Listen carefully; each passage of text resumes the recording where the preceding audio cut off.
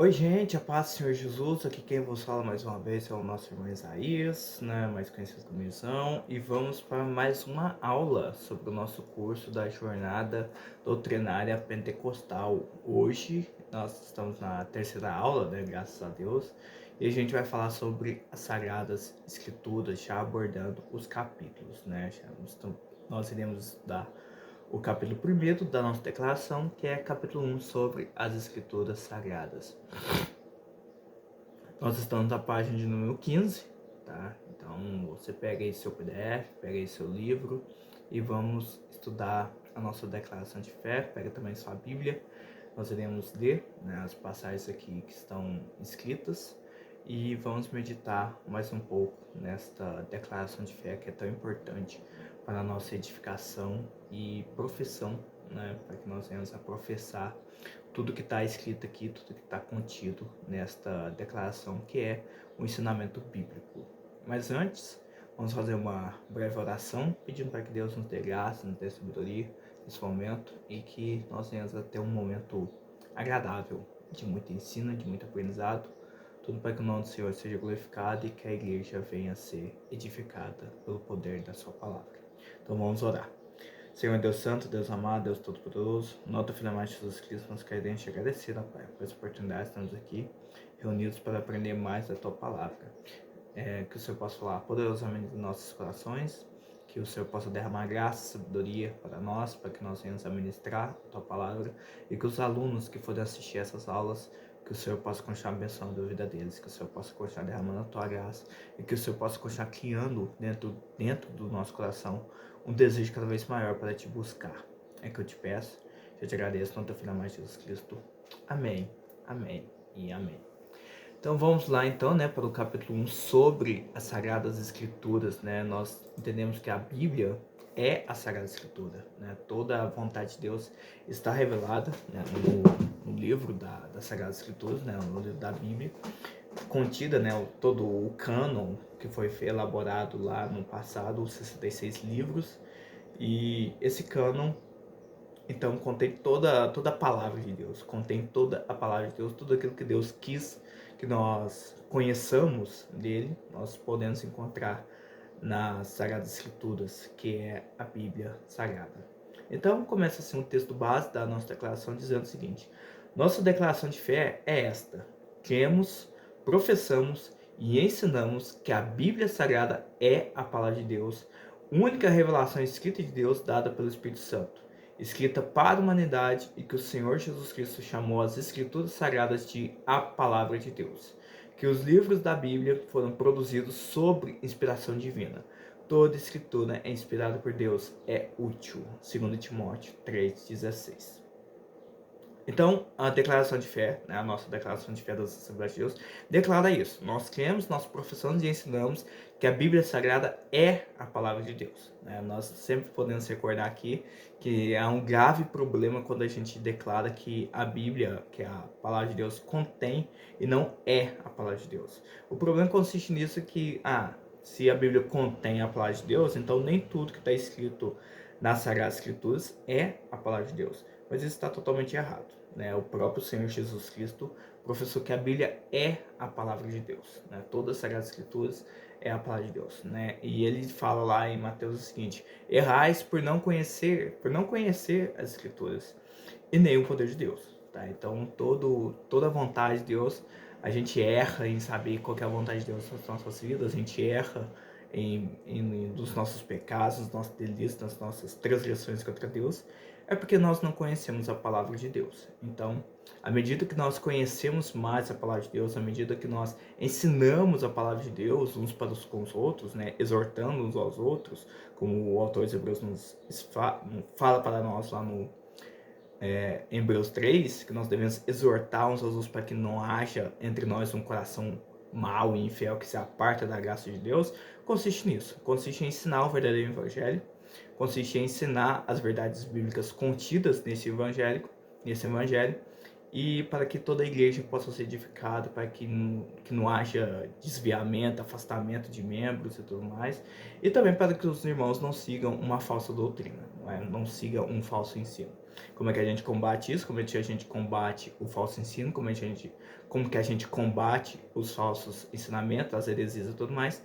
É pregando a verdade. Não é somente ficar debatendo nas redes sociais, degladiando e tudo mais, que isso, querendo ou não, só vai trazer mais desavença e muitas vezes não traz um bom testemunho da Igreja de Cristo. Mas continuando. E como eu disse nas aulas passadas, à medida que os irmãos forem ter dúvidas, comentários, feedbacks acerca da aula, os irmãos podem estar deixando no comentário aí, que também vai ser de grande valia. Vamos continuar então. Isso significa que toda a escritura foi respirada ou soprada por Deus, o que é distingue de qualquer outra literatura, manifestando assim o seu caráter sui generis. As escrituras sagradas são de origem divina. Seus autores humanos falaram e escreveram por inspiração verbal e plenária do Espírito Santo, porque a profecia nunca foi produzida por vontade de homem algum, mas os homens santos de Deus falaram inspirados pelo Espírito Santo. A Bíblia Sagrada é o único livro que você consegue ler na presença do seu autor. É o único livro. Qualquer outros livros que você for ler, seja de Aristóteles, de Platão, ou de homens cristãos como C.S. Lewis, Eden Wilson Tozer, Charles Spurgeon, John Tess, qualquer outro livro de qualquer outra pessoa, você não vai ler esse livro na presença do autor. Mas a Bíblia Sagrada é o único livro, é a única literatura que você consegue ler na presença do autor, que é o Espírito Santo, que é o próprio Deus, que é o nosso Senhor Jesus Cristo. Então, por isso que a gente tem que orar antes de a gente for ler alguma passagem na Bíblia, ou quando a gente for fazer o nosso devocional, a nossa meditação e tudo mais, a gente orar antes, pedir para que Deus abra o nosso coração, né? Que nem o salmista lá no Salmo 119 diz, né? Abre tu os meus olhos para que contemplas as maravilhas da tua lei, né? Lá no Salmo 119. É um verso muito bom e a gente pode pegar esta oração do salmista e aplicar para nós, né? Que nós devemos pedir por sabedoria, por discernimento, para que a gente não venha compreender de acordo com as nossas próprias concepções já estabelecidas, né? Porque, querendo ou não, a gente já tem um preconceito, né? Uma pré-concepção acerca do que já está escrito na Bíblia, só que a gente tem que ter a interpretação baseada de acordo com o que Deus quer que nós a interpretemos. Não é uma questão assim, porque a gente pode interpretar errado acerca do não, o nosso coração, a palavra de Deus diz que o nosso coração é enganoso, é perverso, então a gente pode cometer um grave erro de interpretar as Sagradas Escrituras do nosso jeito, né? Da nossa vontade e tudo mais. Mas continuando, Deus soprou nos escritores sagrados, os quais viveram numa região, numa época da história, e cuja cultura influenciou na composição do texto.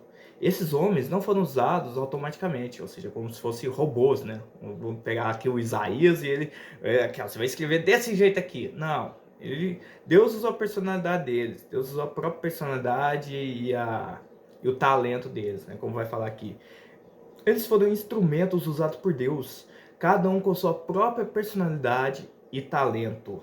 A inspiração na Bíblia é especial e única, não existindo livro mais inspirado e outro menos inspirado, tendo todos o mesmo grau de inspiração e autoridade. Isso aqui acaba totalmente com aquela ideia de que a Bíblia contém a palavra de Deus. A Bíblia é a palavra de Deus, todas as Sagradas Escrituras, desde Gênesis 1 até Apocalipse, até o final de Apocalipse. Tudo foi escrito de acordo com a inspiração do Espírito Santo.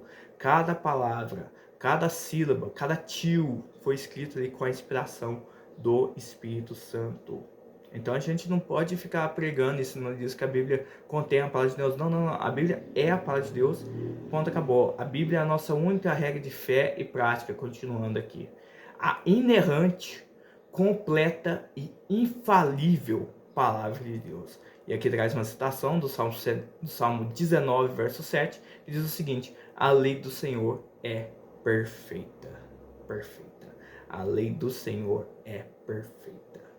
É a palavra de Deus que não pode ser anulada. E a Escritura não pode falhar. João 10, 35, na revista atualizada, tradução Almeida Revista e atualizada. Então, a Bíblia é o único livro de fé e de prática para o cristão. É o único livro. É É um livro que, digamos assim, se fosse para você escolher um livro para você ler para a vida inteira, é a Bíblia Sagrada. Tá? É a Bíblia Sagrada. A gente só está estudando aqui a declaração de fé porque para ajudar a trazer uma teologia mais sistematizada, né? Uma teologia mais simplificada das coisas, né? Acerca das doutrinas principais do Evangelho e que a Assembleia de Deus adota, as doutrinas que a Assembleia de Deus adota. Mas o livro primordial que todo cristão deve ler todo santo dia é as Sagradas Escrituras, é a Bíblia, tá? E que nem foi dito aqui na declaração, não existe um livro mais inspirado e outro menos inspirado, não. Todos estão no mesmo grau de inspiração, foram escrituras que foram realmente sopradas da boca de Deus, foram escritas pelo poder do Espírito Santo, os autores. Deus usou esses autores, né, vários autores, nós não conhecemos alguns autores, como por exemplo, nós não sabemos qual é o autor da carta de Hebreus, a gente não conhece muitos dos salmos, né, tem muitos salmos ali que foram anônimos, né, de autores anônimos que a gente não conhece, mas Deus inspirou todos eles, né? A questão não é também saber quem escreveu isso, né? A questão é que nós sabemos, né? Quem escreveu essa carta foi Deus, né? Quem escreveu esse salmo foi Deus, quem compôs esse salmo foi Deus. Então, a Bíblia é a palavra de Deus, é inerrante, infalível, completa, perfeita, suficiente. Ela é suficiente, a gente não precisa de novas revelações, né? Como muitos católicos, né, podem pensar,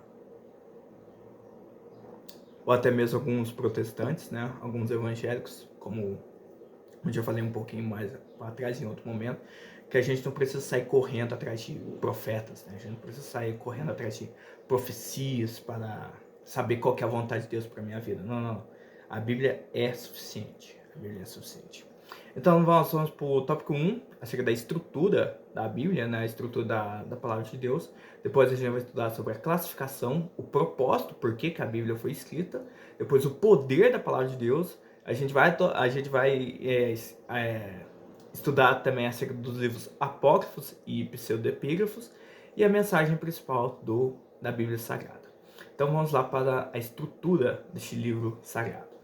Adotamos o cânon protestante e ensinamos que a Bíblia contém somente 66 livros inspirados por Deus, estando dividida em duas partes principais, Antigo e Novo Testamento.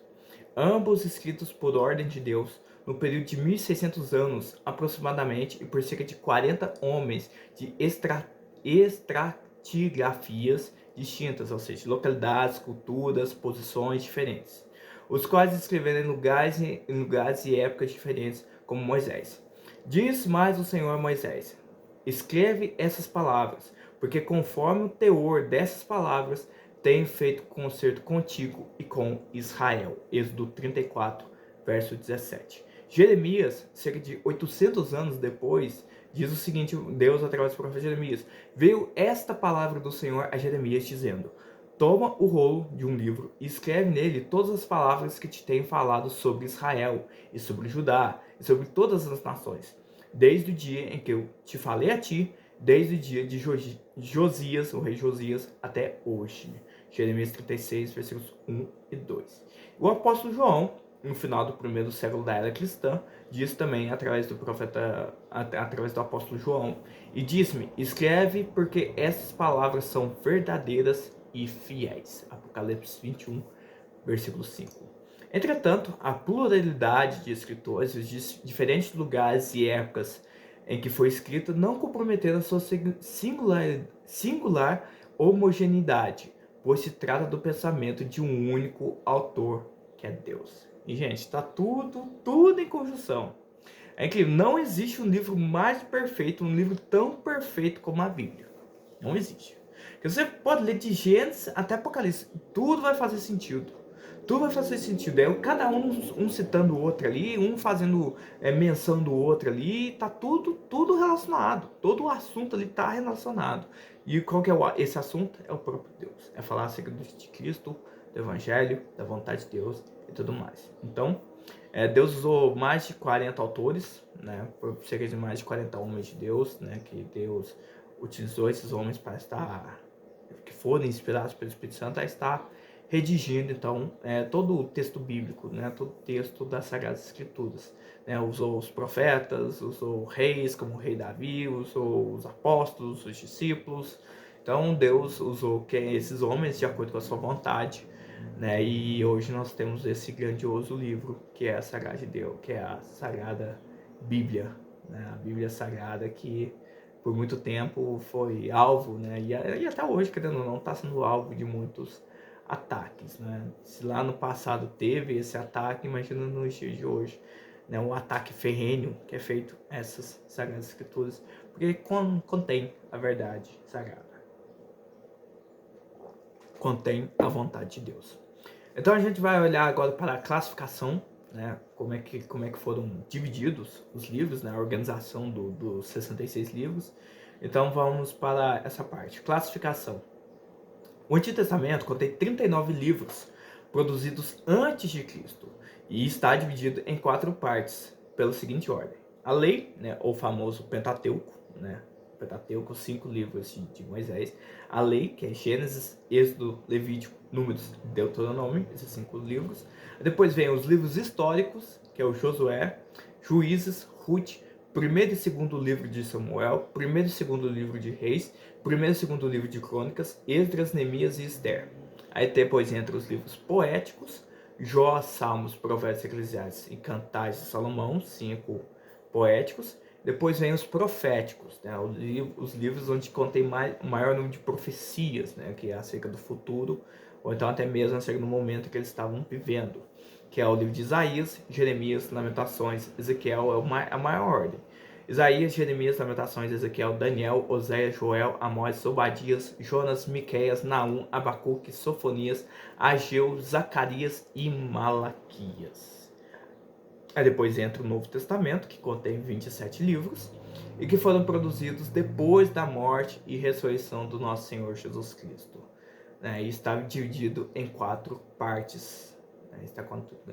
Assim como o Antigo Testamento foi dividido em 4 partes, também o Novo Testamento está dividido em 4 partes, que são os Evangelhos, também os livros históricos, o histórico, que é o livro histórico de Atos dos Apóstolos, Epístolas e Revelação.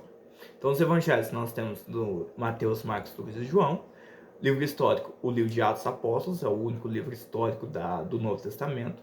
E as epístolas, que contém o maior conteúdo assim, do Novo Testamento, que vem Romanos, 1 e 2 Coríntios, Gálatas, Efésios, Filipenses, Colossenses, 1 e 2 Tessalonicenses, 1 e 2 Timóteo, Tito, Filemão, Hebreus, Tiago, 1 e 2 Pedro, 1 e 2 3 João, Judas e a Revelação, Apocalipse.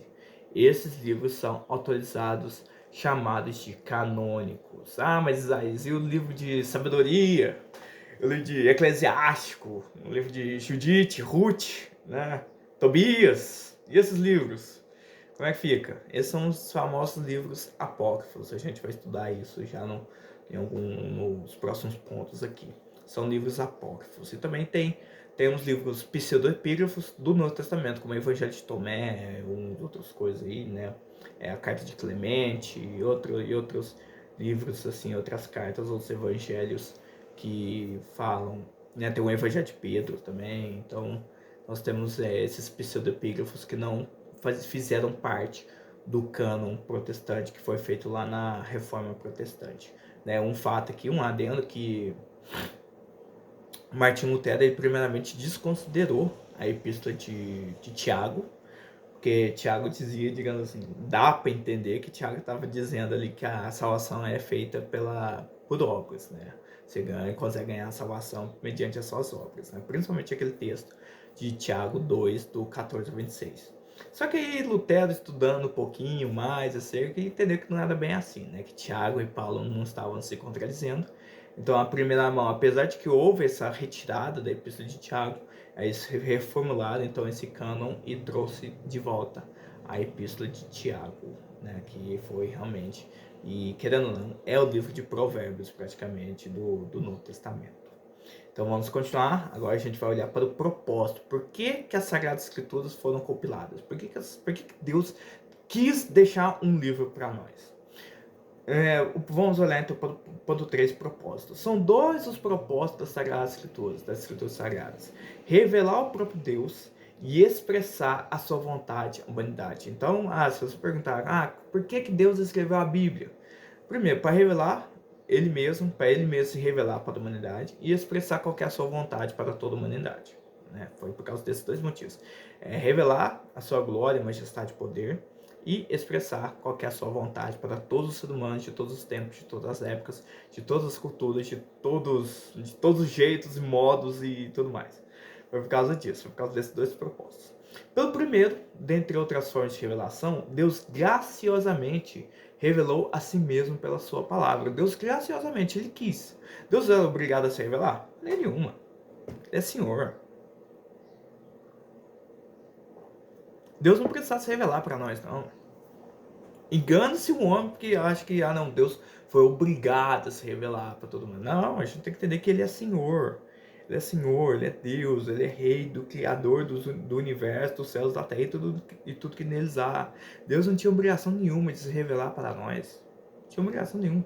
Deus colocou esse adjetivo aqui de uma forma correta mesmo. Deus graciosamente, é pela sua graça. Deus quis pelo seu favor, pela sua graça, pela sua vontade misericordiosa, boa, agradável, né? Graciosamente, revelou a si mesmo pela sua palavra. Né? E aqui há uma citação de Hebreus capítulo 1, versículo 1, que diz o seguinte: havendo Deus antigamente falado muitas vezes e de muitas maneiras aos pais, pelos profetas, a nós falou-nos nesses últimos dias pelo Filho. Ou seja, pelo Filho. Hoje Deus se revela através do seu Filho amado Jesus Cristo.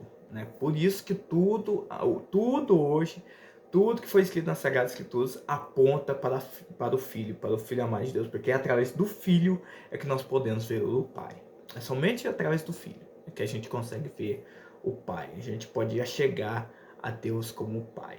Né? Porque todos os outros caminhos, por isso que Jesus diz que eu sou o caminho, a verdade e a vida. Porque qualquer outro caminho vai te levar a Deus, mas vai te levar para um caminho de juízo perante Deus. Jesus é o único caminho que você pode se encontrar com Deus e chamar Ele de Pai. Ele é o seu Deus, Deus Pai. Somente através do Filho amado de Deus, Jesus Cristo, é que nós podemos ver, expressa imagem, né, como Paulo diz lá para os Colossenses, né, que Jesus Cristo ele é a imagem exata de Deus Pai. Então vamos continuar. Pelo segundo propósito, Deus expressa claramente a sua vontade redentora a todos e a cada um dos seres humanos, sem nenhuma acepção de pessoas, por meio da fé em Jesus Cristo. Então Deus não simplesmente escolhe privilegiados, escolhe os ricos ou escolhe os pobres. Não, Deus é capaz de escolher qualquer pessoa de qualquer classe social, de qualquer área econômica, de qualquer área social, de qualquer cultura, de qualquer país, de qualquer língua, nação. Deus é capaz de escolher qualquer um, porque Deus não tem acepção de pessoas. Né? Nós muitas vezes temos isso. Por meio da fé em Jesus Cristo. E aqui a citação de Romanos 1,17 que diz: porque nele se descobre a justiça de Deus. Nele quem? O Evangelho. Porque no Evangelho se descobre a justiça de Deus de fé em fé, como está escrito: mas o justo viverá da fé. Somente assim, somente pela fé em Jesus Cristo é que um homem pode ser justificado. Somente a fé, a crença no Evangelho, a crença no Senhor Jesus Cristo, na sua morte e ressurreição, é que o homem possa ser declarado justo diante de Deus. Assim sendo, o Senhor Jesus Cristo é o centro das Escrituras. Né? Ao contrário de um certo sujeito aí, onde que diz, ele até disse isso. Né? Que não, o Evangelho de Jesus é o centro, mas de Jesus você é o centro. Não. Nós não somos o centro de Jesus, não. Nós não somos. Eu creio que ele até se retratou disso, né? Mas o estrago já estava feito. O estrago já estava feito, né? Então, nós não somos o centro de Jesus. O centro de Jesus é Deus Pai, é do Espírito Santo. É Deus Pai e do Espírito Santo. E como nem disse nas aulas passadas, a Trindade sempre estava nessa vontade, nessa dança, nessa ciranda, né? De que Deus louva o Pai, onde que Deus Pai louva o Filho e o Espírito Santo, o Filho louva o Pai e o Espírito louva o Pai e o Filho, né? E isso todo mundo dá, todo mundo recebe, todo mundo dá glória, todo mundo recebe glória, né? Nessa harmonia eterna, nessa sinfonia eterna de harmonia, de perfeita harmonia, de perfeita sincronização, que é a Trindade. E Deus nos convida a fazer parte disso, né? Como aquela oração sacerdotal de Jesus, lá em João 17, onde que Jesus ora que eles possam ser um, assim como eu sou um contigo. Então é somente através das Escrituras, onde que Jesus Cristo é o centro, é que a gente pode provar do amor de Deus, onde que a gente pode provar do poder de Deus, onde que a nossa vida é totalmente transformada pelo poder do Espírito Santo, onde que nós podemos enxergar Cristo, nós podemos ver Cristo na face, ver o Pai na face de Jesus Cristo, né, que é o evangelho da glória de Deus na face do Senhor Jesus Cristo, né, como Paulo diz lá em 2 Coríntios. E essa é a doutrina, e através dessas Sagradas Escrituras é que o homem pode ser salvo, ter os seus pecados perdoados e ter o seu nome escrito no livro da vida. Ele mesmo diz, né, o próprio Senhor Jesus Cristo diz: são estas as palavras que vos disse, estando ainda convosco. Convinha que se cumprisse tudo o que há de mim estava escrito na lei de Moisés, e nos profetas e nos salmos. Ou seja, Jesus aqui estava testificando, aqui, ó, era para cumprir tudo que estava escrito lá na lei de Moisés, nos profetas e nos salmos. Ou seja, Jesus aqui estava declarando aqui a inerrância das Sagradas Escrituras, né? O poder de Deus, a inspiração do Espírito Santo das Sagradas Escrituras lá no Antigo Testamento, né? Isso está registrado em Lucas 24:44. Tudo que precisamos saber sobre Deus, continuando aqui, tudo que precisamos saber sobre Deus e a nossa redenção está suficientemente revelado em sua palavra. Ai, gente, como que muitos assembleanos não leem a declaração de fé, né? A gente olha isso aqui e a gente fica, como assim? E a gente fica caçando novas revelações, a gente fica caçando novas profecias. Aqui, ó, o que está escrito aqui, tudo, na página 16, logo no começo da página 16, tudo que precisamos saber sobre Deus e a nossa redenção está suficientemente revelada em sua palavra. Completo, gente. Perfeito.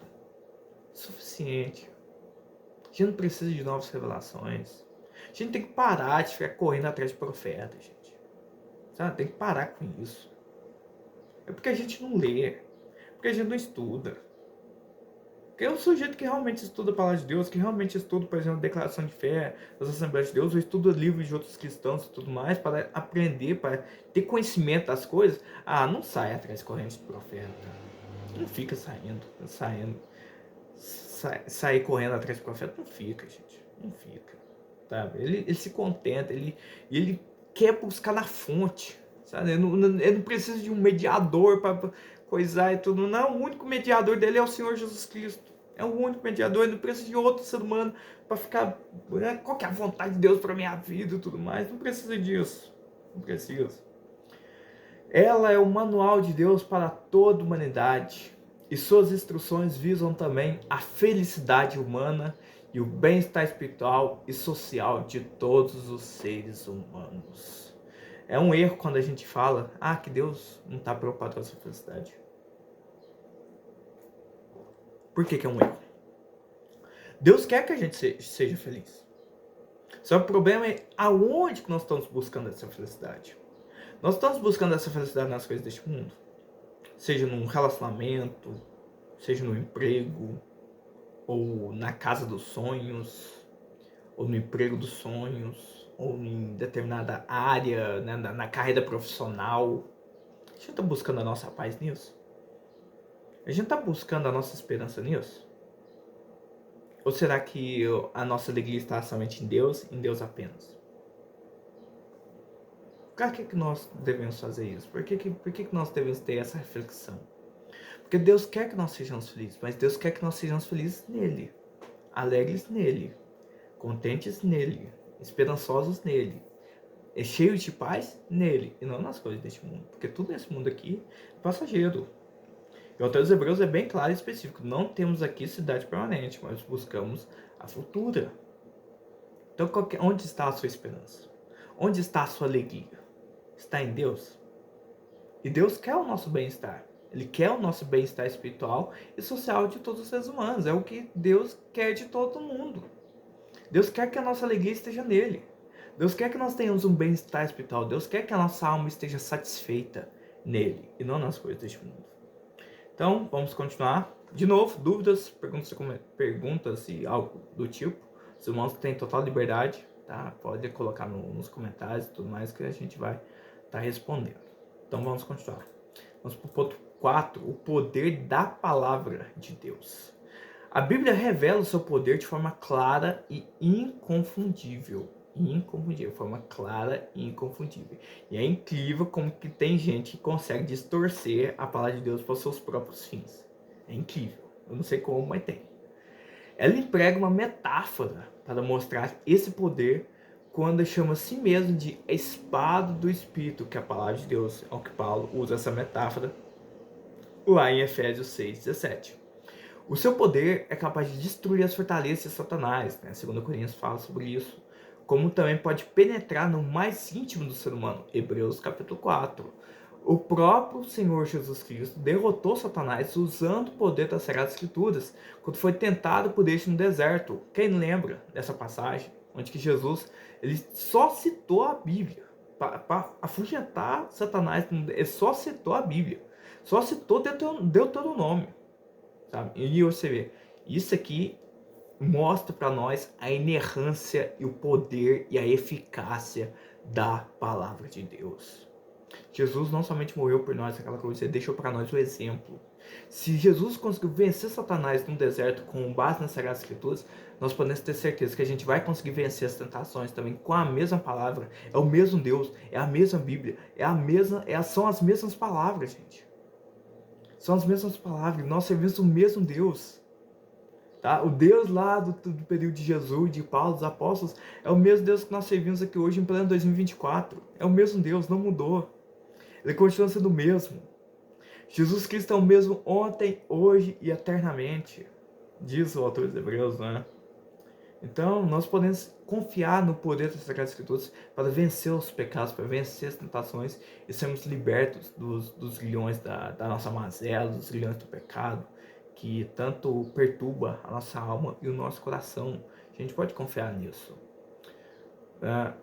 O próprio Senhor Jesus derrotou Satanás usando o poder das Escrituras sagradas quando foi tentado por este no deserto. Jesus evitou qualquer outro argumento, abriu mão do uso de seus poderes sobrenaturais, caracterizou seu ministério terreno e disse apenas, está escrito. E por isso, 3 vezes, ele falou 3 vezes, está escrito. Jesus poderia usar seus poderes soberanos. Jesus é onipotente, ele poderia afugentar Satanás ali do jeito que ele quisesse. Do jeito que ele quiser. Jesus é Deus e Senhor. Ele poderia banir Satanás ali do jeito que ele quisesse. Só que ele decidiu usar o exemplo. Ele abriu mão. Olha que humildade. Olha que humildade, gente. Olha que humildade. Ele abriu mão dos seus poderes sobrenaturais. Característica do seu ministério terreno. Né? Ele usou a sua onipotência durante o seu ministério. Né? Realizou muitos milagres, muitas curas e tudo mais. Mas ele apenas usou a palavra de Deus dizendo, está escrito, está escrito, está escrito.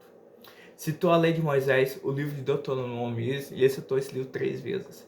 Está escrito, nem só de pão viverá o homem, mas de toda palavra que sai da boca de Deus. Outra vez ele disse, também está escrito, não tentarás o Senhor teu Deus. Aí depois na terceira vez, porque está escrito, ao Senhor teu Deus adorarás e só a ele servirás. Né? Isso está registrado lá em Mateus 4, né? Depois os irmãos podem ler.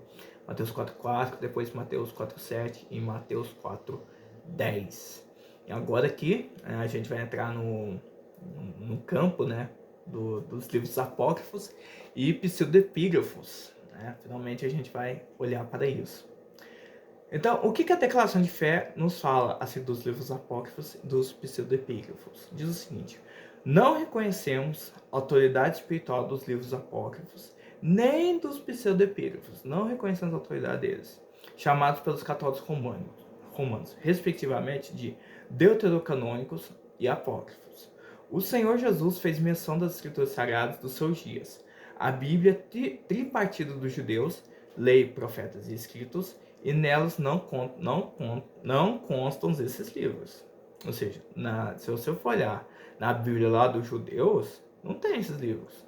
Não tem esses livros. Nem mesmo os próprios judeus decidiram colocar esses livros apócrifos, como o livro de Judite, Sabedoria, Eclesiástico, Tobias, né, Enoque também, e os livros dos Macabeus também, né, primeiro e segundo livro de Macabeus. São livros, Isaías, mas eu quero ter esse conhecimento. Os irmãos podem ler? Podem ler, mas não podem pregar nesses livros. Nem ensinar, né, na IBD ou dar estudo bíblico baseado nesses livros, porque eles não são inspirados por Deus. Não são inspirados por Deus. Mas você pode ler para ter esse conhecimento? Pode. Eu recomendo que os irmãos comprem a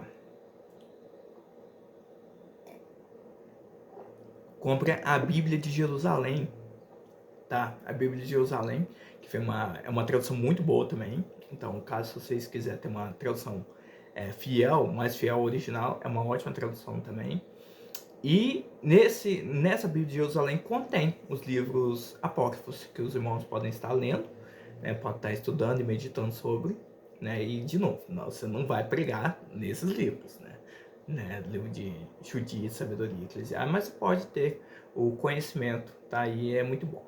É muito bom o conhecimento. Principalmente os livros dos Macabeus. Se você quiser saber o que aconteceu no período interbíblico, né? De Malaquias até Mateus, né, do período do Antigo Testamento até o ministério lá do nosso Senhor Jesus Cristo, de João Batista, é muito bom você saber como é que foi a história durante esse tempo, durante esses 400 anos de silêncio. Pois nunca fizeram parte do Antigo Testamento de Deus, ou seja, os pseudepígrafos e os apócrifos nunca fizeram parte do Antigo Testamento de Deus. Os livros apócrifos, palavra que significa escondido, apresentam erros históricos e geográficos, bem como anacronismos, além de ensinar doutrinas falsas e práticas divergentes das escrituras inspiradas, a exemplo da oração pelos mortos. Né? Isso ensina.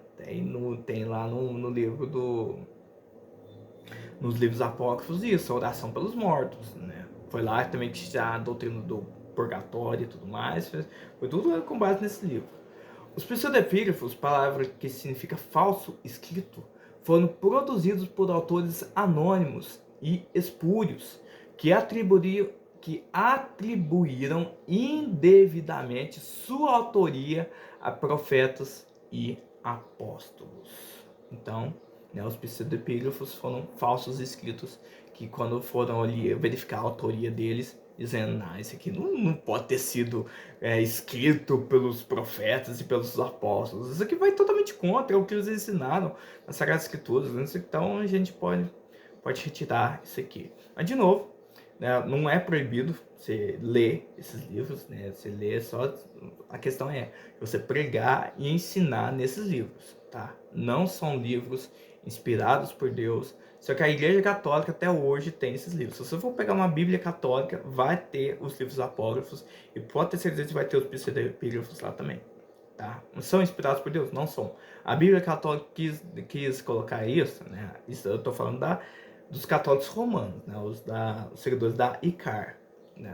Porque tem separação também, né? Tem os católicos que são os renovados, né? Os católicos renovados, e tem os católicos romanos, né? Que é da ICAR. Então a gente está falando aqui dos católicos romanos que pegaram esses livros apócrifos e os pseudepígrafos e colocaram, né, na sua Bíblia, né? Isso aí também foi uma tradução lá da Vulgata Latina, onde que o Jerônimo, né, o São Jerônimo, que traduziu o livro a Bíblia para o latim, que é a tradução da Bíblia hebraica, da Bíblia grega para o latim, e colocaram esses livros, né? Colocaram esses livros apócrifos, de modo que nem ele mesmo falou, esses aqui são os livros deuterocanônicos, né? Não são livros inspirados por Deus. Ele mesmo colocou, só que a Igreja Católica considera como livros também inspirados por Deus, né? Então, é isso a questão. E a gente vai pelo último ponto aqui, que é a mensagem. Depois do capítulo 2, a gente vai estudar acerca do nosso Senhor, o nosso Deus. Então vamos para o último ponto deste capítulo, a mensagem.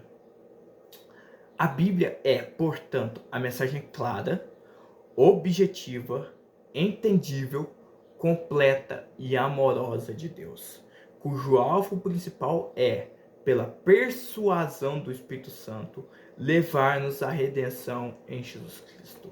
Este é o propósito das Sagradas Escrituras. Essa é a mensagem. O conteúdo da mensagem que está na Bíblia é para apontar a redenção, o plano de redenção que Deus preparou para a humanidade, o plano de redenção que Deus preparou para todos os homens, que está na justificação pela fé em Jesus Cristo.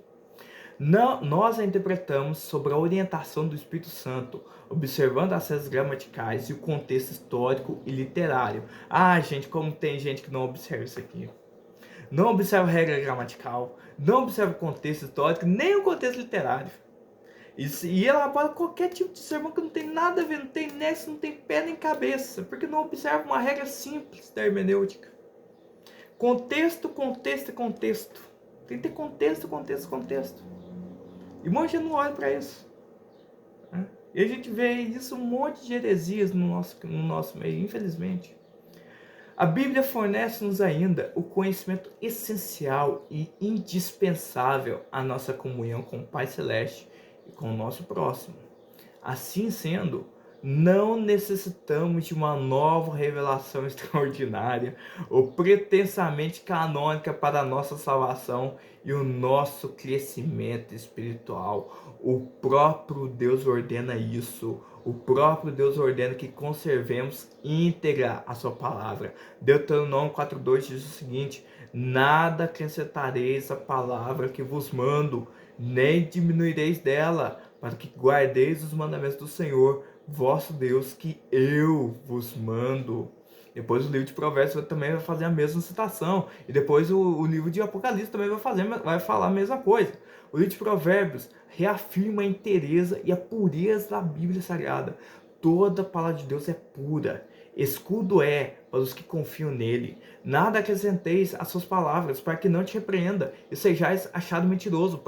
Provérbios 30, versículos 5 e 6. No encerramento do canônico divino, ou seja, no Novo Testamento, o Senhor Jesus chancela a integridade e a completude da Bíblia Sagrada, dizendo o seguinte em Apocalipse 22, 18 e 19.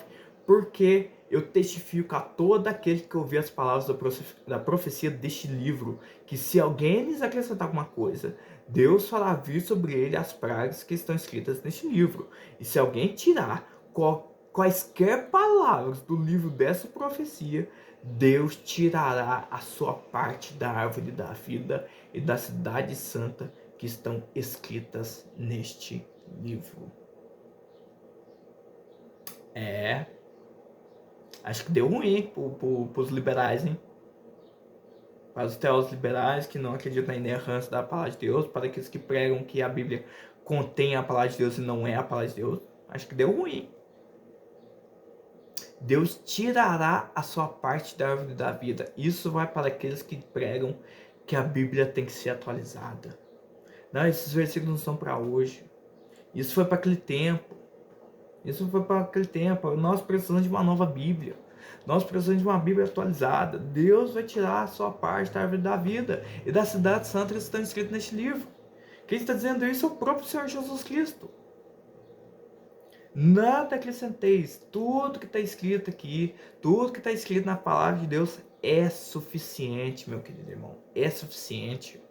Você não precisa ir correndo de novas revelações. Assim sendo, não necessitamos a própria declaração de fé. Por isso que tem gente, cara, eu fico pensando, né? Eu fico olhando às vezes para a Assembleia de Deus, né? Não são todos, graças a Deus, mas tem alguns irmãos dentro da Assembleia de Deus que parece que eles não leram isso aqui. Eles não leram a declaração. E é por isso que eu fiz esse curso. Foi por isso que eu elaborei. É essa ideia por trás da jornada doutrinária pentecostal. É esse o intuito. De despertar o povo assembleiano a buscar mais a Deus, de despertar o povo das Assembleias de Deus e também transmitir esse conhecimento para outras pessoas, conhecendo aqui, olha que a declaração de fé acredita. Nós não necessitamos de uma nova revelação extraordinária ou pretensamente canônica para a nossa salvação e o nosso crescimento espiritual. Não precisamos, meu querido ouvinte. Não precisamos, meu querido aluno. Nós não precisamos de novas revelações. A palavra de Deus é suficiente. É suficiente. Por isso, se os irmãos forem pregar, não fica tirando história da carochinha, não. Pegando história lá de fulano, não sei das quantas e tudo mais. E hoje, né, a gente pode aproveitar aqui o tempo para falar que as pregações no meio evangélico, infelizmente, mas muitos só consistem em testemunho. Ficar contando testemunho, testemunho. Testemunho é bom, gente, é bom, mas o que vai edificar mesmo é a palavra de Deus. São as Sagradas Escrituras que vão edificar a vida da pessoa, não é o meu testemunho. Não é o que Deus fez na minha vida, não é o que Deus fez na história da humanidade. É o que Deus fez através do seu Filho amado Jesus Cristo. É isso que vai edificar. Eu não posso querer usar o meu testemunho no mesmo nível que das Escrituras Sagradas. E tem gente que faz isso. Na pregação inteirinha só fica contando testemunha que Deus fez isso. Ou então, aqui, isso não obstante, contar acerca do que ele faz para Deus, né? Do que ele faz para Deus. Ilustração pode usar, gente? Na pregação? Pode. Mas o mais importante é Bíblia, Bíblia, Bíblia. A Bíblia, gente. Prega a Bíblia, tá? Ela é suficiente. A gente tem que parar de querer sair correndo atrás de profeta, gente. A gente tem que aprender a se contentar. Sabe? É mais do que suficiente. Olha o tanto de livro. Deus foi capaz de nos deixar 66 livros, gente. O Deus que não é obrigado a nos deixar nada acerca dele. Deus não é obrigado a se revelar para o ser humano, mas de nenhuma maneira. E Deus quis, pela sua infinita graça e misericórdia, conceder-nos esse livro sagrado, as Sagradas Escrituras. Né? Então assim a gente vai ficando por aqui, né? Eu espero que os irmãos possam ter entendido todo esse assunto, todos esses 6 pontos, né, sobre as Sagradas Escrituras. Né? A lição que eu deixo para os irmãos é leiam, sabe? Estudem mesmo a Palavra de Deus, estudem, meditem mesmo acerca da Palavra de Deus, porque vão trazer vida para você. Pode ter certeza, vão trazer vida, vai aquecer o seu coração de esperança, vai encher o seu coração de paz, vai encher o seu coração de alegria, vai encher o seu coração de contentamento. E você pode ensinar isso para as outras pessoas e para que elas possam ter a mesma alegria que Deus concedeu a você no seu coração. Sabe? Que essa mesma alegria que habita dentro do seu coração possa transbordar na vida de outras pessoas. Possa ser um canal de bênção na vida de outras pessoas. Tá? Então estude, medite mesmo nas Sagradas Escrituras, invista tempo, sabe? Eu não gosto de usar, gasta tempo lendo a Bíblia. Não, porque gastar tempo é uma questão negativa, né? Invista tempo, sabe? Invista tempo mesmo nessas Sagradas Escrituras. Estude mesmo esses 66 livros, sabe? Tem livros na Bíblia que você pode ler em meia hora, sabe? Ler rapidinho ali, você pode meditar ali mesmo, sabe? É claro que a gente não pode ler a Bíblia como se fosse um livro qualquer, né? Que nem eu disse no começo da aula, a Bíblia é o único livro onde você lê na presença do autor, que é o nosso Deus santo e poderoso, e você pode orar a Ele, você pode conversar com Ele. Olha, Deus, eu não entendi isso aqui, me ajude a entender, e Ele vai te esclarecer, Ele vai te esclarecer, porque é a sua palavra.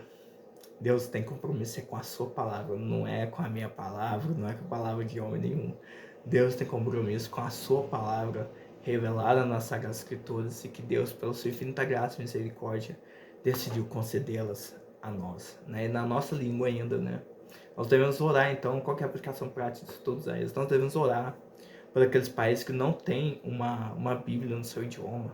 Orar para que Deus levante pessoas, levante tradutores, né? Levante gente compromissada com o Evangelho, ensinando o verdadeiro Evangelho, não um Evangelho falso, né? Não pregando em livros apócrifos ou pseudo-epígrafos, nem pregando também dizendo que a Bíblia tem que ser atualizada, ou então negando doutrinas principais da Bíblia, como a doutrina da encarnação de Cristo, a doutrina da justificação pela fé, a doutrina da santificação, a doutrina da regeneração, doutrinas centrais do Evangelho, que muitas pessoas estão pregando contra isso, estão pregando um falso Evangelho mesmo. E tem gente que está escutando. Mas uma coisa que eu falo para meus alunos lá na EBD, né, na classe da EBD, por que existem falsos mestres? Porque existem falsos ouvintes. Essas pessoas, elas querem ouvir. Elas querem ouvir esses falsos ensinamentos. Né? E Paulo alertou isso, né? Que as pessoas nos últimos tempos teriam o quê? Comichões no ouvido, né? Teria coceira no ouvido, que eles não suportariam mais a sã doutrina. Né? Então a gente fica por aqui. Eu espero que os irmãos possam ter aprendido, né? Possam ter absorvido o conteúdo desta aula. E na próxima aula a gente vai estudar sobre o nosso Deus, né? Primeiro a gente estudou sobre a Bíblia Sagrada, a Palavra de Deus. Agora a gente vai estudar sobre o próprio Deus, acerca do próprio Deus, no capítulo 2. E aí sim a gente vai continuar até no final, né, no capítulo 24. E a gente, né, a aula bônus vai ser acerca dos credos, né? O credo de Calcedônia, os credos dos Nicenos, o credo de Atanásio e tudo mais. Amém? Então, curva a sua cabeça e vamos orar em gratidão por esse momento. Senhor Deus Santo, Deus amado, Deus Todo-Poderoso, não teu Filho amado Jesus Cristo, nós queremos te agradecer, ó Pai, por esse momento estarmos aqui na tua presença, aprendendo mais da tua palavra. Que o Senhor possa continuar abençoando a vida dos amados irmãos, que o Senhor possa continuar abençoando as nossas vidas, para continuar ensinando, para continuar pregando a tua palavra. Que o Senhor possa nos despertar para ler mais as Sagradas Escrituras, possa nos despertar para buscar mais a tua face nas Sagradas Escrituras, porque são nelas em que a gente pode encontrar vida e vida em abundância. São nelas que a gente pode encontrar uma esperança inabalável, uma esperança que não traz confusão e uma alegria indizível e cheia de glória. É o que eu te peço e te agradeço. Não teu Filho amado, Jesus Cristo. Amém, amém, amém. Deus abençoe, queridos. Fiquem com Deus e até a próxima aula. Amém.